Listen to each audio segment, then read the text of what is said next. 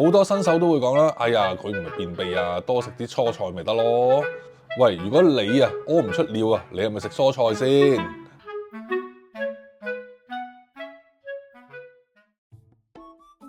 大家好，歡迎嚟到菇貓工作室啊！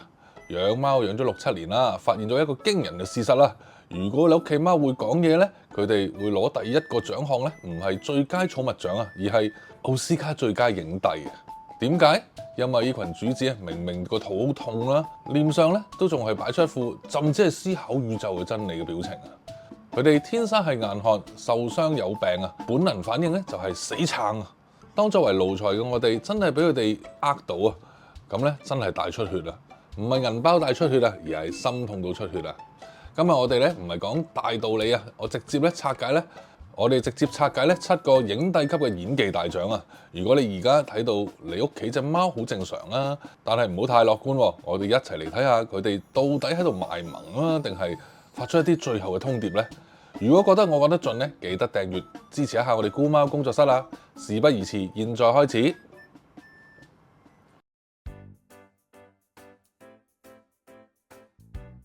第1號，佢唔係老僧入定啊，而係母雞津啊！首先咧，我哋嚟睇睇最經典嘅母雞津先啊！好多主人咧睇到貓呢個縮成一團，好似麵包咁樣咧，就會覺得哇，佢咪有啲禪意啊？係咪喺度修仙啊？喂，老闆醒醒先！如果佢動作維持咗幾個鐘頭啊，而且出現嗰個眼神死啊，你叫佢啊，佢連眼皮都唔抬一下，呢個唔係修仙啊，而係修羅場啊！正常貓休息咧，身體係軟趴趴好似爛泥咁嘅，但係病咗嘅母雞津咧，貓嘅背部就會繃緊啦，就好似一支拉滿咗嘅弓一樣啊。通常呢啲咧代表佢肚痛啊，唔能夠瞓喺度啊。想像一下你自己胃抽筋嘅時候啊，係咪都好似佢咁樣縮埋一嚿先？所以如果你屋企咧嗰位影帝突然變得咧好莊嚴啊，幾個小時咧唔喐啊，不動如山啊，請唔好去拜佢啊，係即刻帶去睇醫生啊！呢個唔係閃啊，而係鏟啊！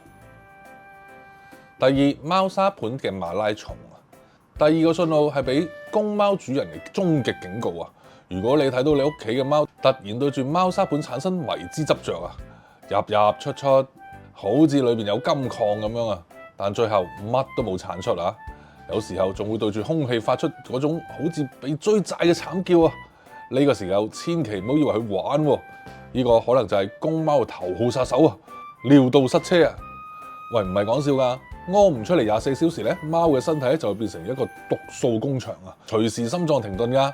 嗱，哥哥試過一次㗎啦，嗰次真係嚇死我啊！當時我哋睇住佢背影咧，先發現情況不妙啊！我哋即刻帶佢去睇醫生啊！好多新手都會講啦，哎呀，佢唔係便秘啊，多食啲蔬菜咪得咯。喂，如果你啊屙唔出尿啊，你係咪食蔬菜先？呢個時候唯一解決嘅方法係衝去醫院插喉啊！呢24小時就係生死時速啊！請記住啊，貓砂係冇金礦㗎，只有尿塊。如果你呢尿塊咧變成好似咖啡豆咁少，好似一啲碎石咁咧，你就要小心啦。第3，舐毛舐到懷疑人生啊！第3個動作就係舐毛啦。貓天生係最中意乾淨嘅，但如果佢好似中邪咁樣咧，盯住同一個位置係咁舐到甩皮咁滯啊，甚至舐到見血啊！呢個已經唔係愛乾淨啊，而係強迫症發作啊！背後通常有2張底牌嘅，第一就係嗰度咧真係痛，譬如關節痛或者皮膚炎啦；第二就係佢壓力太大，導致自殘嚟發泄啊！想像一下，如果你壓力太大，令到你頭髮慢慢脫落，你就知道嗰種感覺㗎啦。呢個時候咧，你可以俾佢戴嗰個大聲公啦，即係防舐個圈啊，係冇用㗎。佢只係會更想死啊！你咧應該揾出去究竟係邊度唔舒服先，或者咧係邊個得罪咗呢位大爺啊？理毛理到禿頭咧，呢個唔係時尚嚟㗎，呢個係求救啊！4，人間蒸發嘅捉迷藏啊！第4個性格大變咧，平時你喺佢嘅世界咧，而家你係去殺父仇人啊！原本你每日都抱下佢㗎，而家你一點佢即刻肥你啊！原本咧瞓喺你枕頭側邊㗎。而家咧匿喺個衣櫃裏邊最深處啊！你攞和牛引誘佢啊，佢都當你透明啊！貓受傷嘅時候咧，本能咧係告訴佢咧，快啲匿埋啊，唔好俾敵人同埋奴才發現我冇力啊！所以咧，當佢突然人間蒸發咧，或者脾氣變得暴躁咧，呢個唔係因為佢踏入青春期啊，而係因為佢正忍受住我哋睇唔見嘅痛苦啊。如果你屋企嗰位突然變成有隱形生物嘅貓咧，唔好以為佢同你玩捉迷藏喎，佢係喺保護自己最後一份嘅尊嚴啊！呢個時候千祈唔好強行捉佢出嚟影相啊，咁樣佢直情會咬你添嘅。你需要嘅係觀察，仲有尋求專業嘅建議啊！喂，講到呢度，如果開始覺得手心冒汗啊，想去檢查下自己屋企嘅主子嘅話咧，先等等，後邊3個信號更加具欺騙性啊！如果想支持我哋，大家可以加入我哋菇貓同埋菇泣嘅 Patreon啊！你哋可以睇到更多菇貓嘅相片同埋日常，而且每年書展仲有禮物送添啊！又或者加入我哋 channel 嘅 VIP 會員，你哋少少嘅支持可以讓我哋繼續營運落去。多謝你哋啊！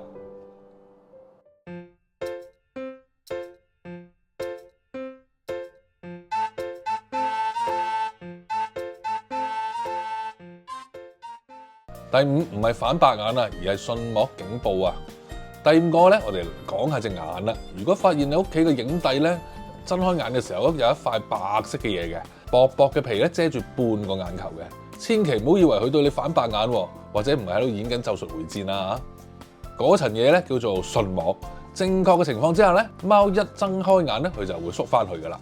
如果嗰一層迅膜一直依依不捨咁樣喺上面嘅話咧，即係代表咗佢身體已經脆弱到連嗰塊咁嘅膜啊冇力氣去控制啊！呢個可能係嚴重脫水啦、發炎啦，或者係內臟出現問題嘅信號嚟噶。所以睇到貓咪迷惑嘅眼神咧，唔好急住幫佢影一張好靚嘅相先睇下嗰層膜有冇退翻去。如果一直都退唔翻去咧，呢個就係死神同你眨眼啦，要快啲行動啊！知唔知啊？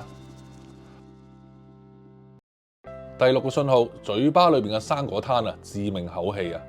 第6個咧，我哋嚟講下貓嘅嗅覺福利啦。身為貓奴咧，我哋每日都最中意動作咧，就捉住隻貓係咁錫佢啦。但係如果你錫佢嘅時候，發現佢口氣咧唔係平時嗰種淡淡嘅魚腥味啊，而係變成咗一陣爛蘋果嘅味道啊，或者係好濃烈嘅尿騷味啊，呢個唔係佢偷偷食蘋果啊，而係佢嘅內臟喺度報廢啊！呢種爛蘋果味咧，通常咧係糖尿病中毒嘅徵兆啊，而嗰種尿騷味咧，代表佢嘅腎臟已經停工啦，毒素唔能夠排出嚟啊，直接從呼吸嗰度噴出嚟啊！呢個時候你買再貴嘅牙刷俾佢都係冇用噶，因為佢問題唔喺牙齒裏邊啊嘛。下次錫隻貓嘅時候，順便聞一聞啦，佢嘅口氣係可能價值連城噶，因為能夠保回佢嘅一命啊！第7，突然變身大胃王或者挑食怪啊！第7個咧，關於食慾嘅謊言啊！貓咧好固執㗎，如果原本視罐如命嘅佢咧，突然有2日都唔食走開啊！呢個絕對唔係耍小脾氣啊，而係佢嘅腸胃向你遞交辭職信啊！經過24小時唔食嘢咧，貓嘅肝臟就會出事噶啦！呢一點大家一定要記住啊！但反過嚟咧，如果佢突然變成個大胃王啊，食到平時多1倍啊，但係體重咧反而不斷下降咧，呢個唔係食唔肥嘅體質啦，通常係一個甲狀腺啊或者糖尿病喺度搞鬼啊！妹妹就係咁樣診斷出佢糖尿病啦。嗰個時候咧，我睇住佢食得好開心啦，仲以為佢心情好好添，誰不知佢體重一直跌啊！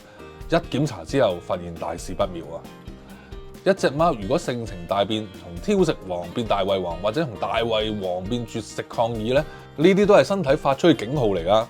觀察食量嘅變化係你身為奴才最基本嘅數據分析嚟嘅，千祈唔好俾佢嗰副啊，我仲可以食噶，或者我唔想食啦嘅演技啊，呃到啊！總結奴才嘅自我修養啊，講咗咁耐，其實貓呢種生物咧真係好難搞嘅，係咪？佢哋咧唔識講嘢，只會用一啲好細微嘅動作嚟測試我哋嘅觀察力啊！但冇辦法啦，邊叫我哋係奴才啫？嗱，養貓呢6-7年咧，我最大感觸就係咧，寧願俾醫生取笑我曾經過敏啊，都唔想係凌晨睇住啲相後悔啊！呢次嘅影片咧，如果幫到大家發現屋企嘅影帝嘅小秘密咧，咁就值得啦。如果喜歡我哋嘅影片咧，覺得對你有幫助咧，繼續訂閱我哋菇貓工作室啦。你嘅訂閱同埋分享就係我哋菇貓工作室繼續做落去嘅最大動力啊！如果你有咩驚險嘅發現咧，亦都可以喺下邊留言分享㗎。好啦，而家我去睇下我屋企嗰啲影帝啊，又咪喺度偷演戲先。多謝收睇，下星期再見。每星期持續輸出影片真係一件好唔容易嘅事嚟㗎。如果喜歡我哋嘅影片，一定要訂閱支持啊！你哋仲可以留言俾我哋，或者加入我哋嘅 VIP 支持。仲有，你哋仲可以去菇出版網頁購買菇泣嘅小說同埋菇貓嘅精品。你哋嘅支持就係我哋嘅力量，多謝你哋。逢星期五晚上8點會出片，我哋再見啦！